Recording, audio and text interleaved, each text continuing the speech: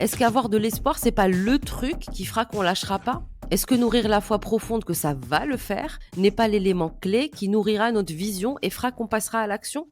Buzz. Ou à base. Buzz. Base. Et ouais, base. Bienvenue, welcome, marhaba bikoum dans Baz Voices of Defiance, le podcast dédié aux personnes minorisées qui veulent révolutionner le monde. Moi, c'est Shama, j'accompagne chaque jour des entrepreneurs minorisés à porter leur voix, dépasser leurs peurs et attirer des personnes qui ont les mêmes valeurs, et ce pour réellement impacter le monde. Baz est l'un de mes mots préférés en darija marocaine. C'est une onomatopée d'étonnement. Étonnement face à l'audace de ces personnes qui ont défié les obstacles d'une société oppressive et qui se sont dit « je m'en fous, j'y vais quand même ». Mais aussi étonnement de cette même société oppressive face à toutes ces personnes qui y résistent. Ces personnes, je veux leur donner la parole, mais je veux aussi vous encourager, vous, à oser le faire. Car c'est seulement collectivement que nous pourrons peser dans le game et enfin arriver à le changer. Buzz. On est le 1er janvier quand j'enregistre ça. 2025 est là et 2024 est enfin terminé. Il m'est déjà arrivé de faire des bilans de fin d'année, mais j'ai jamais trop aimé ça parce que pour moi, il n'y a pas de renouveau en janvier.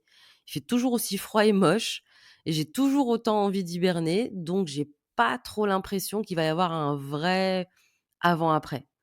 Alors que je sais pas, faire ça avant l'arrivée du printemps, ça a plus de sens, je trouve. Mais 2024 a été une année tellement particulière que j'ai besoin de passer à autre chose. Donc dire quelques mots d'adieu à cette année me semble nécessaire cette fois. Ok. Il s'en est passé des choses cool en 2024. J'ai sorti ce podcast, on a bougé au soleil, on a voyagé, j'ai restructuré mon entreprise et de fait, j'ai rencontré tellement de nouvelles personnes qui partagent les mêmes valeurs. Je suis entrée dans des collectifs, j'ai renoué avec l'énergie de groupe et ça, c'était beaucoup trop stylé. Ça a vraiment guéri des parties de moi. Et heureusement qu'il y avait ça parce que honnêtement, je sais pas comment j'aurais fait sans. Parce que 2024, c'était dur aussi. Parce que c'était une année de construction, de réflexion, de remise en question. Et tous ces chamboulements n'étaient pas sans conséquences. En gros, je vous explique. Premièrement, j'ai jamais été aussi consciente de mes sensations, de mon corps que cette année. Et il a pris hyper cher. J'ai fait un zona, j'ai eu des vertiges pendant des semaines, je suis tombée 1000 fois malade. D'ailleurs, pour tout vous dire, là, je me remets d'un gros rhume. Autre chose, la restructuration de mon entreprise, forcément, elle a pas été sans conséquences financières. Je savais que ça allait être le cas en me lançant dans ce projet, parce que c'est pas la première fois que je fais quelque chose comme ça, mais il n'empêche que c'était pas forcément toujours simple. Surtout qu'en 2023 avait été la meilleure année ever niveau CA. Et je rajoute à ça qu'en plus, c'était franchement Mercure rétrograde effect toute l'année. Bon, les astros, venez pas m'attraper le col, c'est juste pour l'expression. En gros, il y avait tellement de projets qui devaient se faire qui se sont pas faits. Des merdes et des imprévus de dernière minute. Tellement de pannes et de trucs à réparer dans notre appart. Des dépenses énormes imprévues. Des paiements bloqués pendant plusieurs mois. Et j'en passe. Petit exemple pour vous faire rire. À date, ça fait 8 mois que j'ai une valve qui goûte par intermittence dans la cuisine et malgré 3 réparateurs différents, ça goûte toujours. Bref, ça me rend ouf. Et en bonne cerise sur le gâteau, un climat sociopolitique mondial désespérant.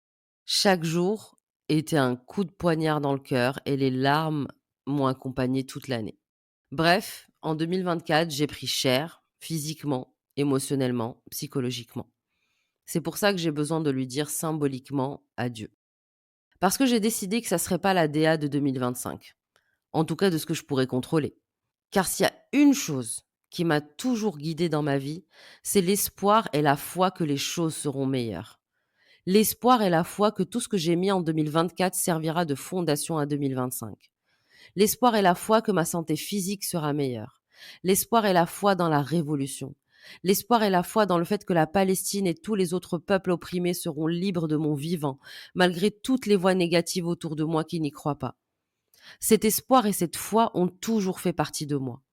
Et ils sont nécessaires pour que je puisse avancer. Donc je continuerai de les cultiver.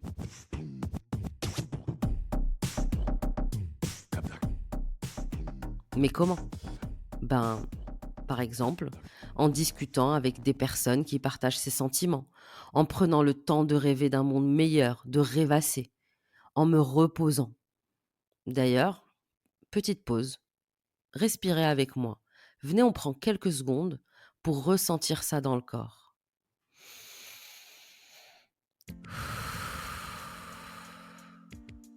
Connectez-vous à l'espoir que ça va le faire.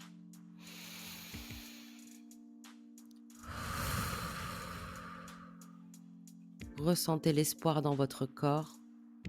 Demandez-vous où il est, où il se situe, à quoi il ressemble, de quelle couleur il est, quelle forme, quelle texture, quel poids. Situez-le et ancrez-le avec une dernière respiration.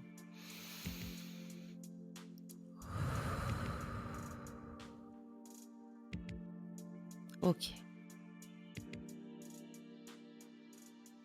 Donc je disais que je continuerai de cultiver l'espoir et la foi, en mettant en place des actions en ce sens, en continuant de politiser mon entreprise, et en continuant de vous dire à quel point je garde espoir et à quel point j'ai foi en l'avenir. Et pour les sciences aficionados parmi vous, comme moi, c'est aussi une question de neuroplasticité. Plus je pense et j'agis en ce sens, plus je crée des connexions neuronales, plus c'est facile de le faire, et donc de le transmettre. Parce qu'il y a tellement de discours alarmants et négatifs. On est assailli par ça. Or moi, je veux qu'on transmette l'espoir. Car je ne crois pas au fait d'agir avec une énergie de peur ou de panique. À chaque fois que j'ai fait ça, et Dieu sait que je l'ai fait, c'était une erreur monumentale. Moi, ce que je veux, c'est voir régner l'espoir, la foi en l'avenir. Je veux qu'on retrousse nos manches, qu'on se tienne par la main et qu'on avance ensemble vers un futur qui nous ressemble. Bon, on dirait trop un slogan de bisounours, je sais.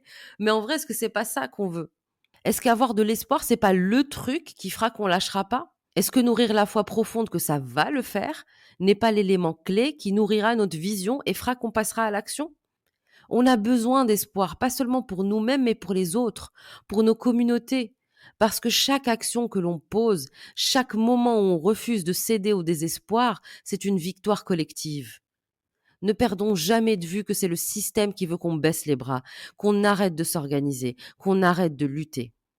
Alors c'est tout ce que je vous souhaite pour 2025 et toutes les années qui s'ensuivent.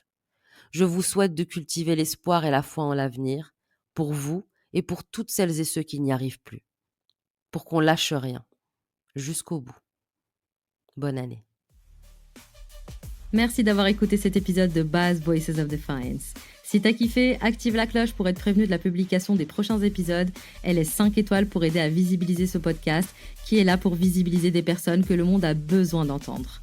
Allez, on se retrouve mardi dans 2 semaines pour un nouvel épisode pour t'aider à transformer ton entreprise, ton projet, ton art en outil de résistance, histoire aussi que le système te regarde et se dise Buzz.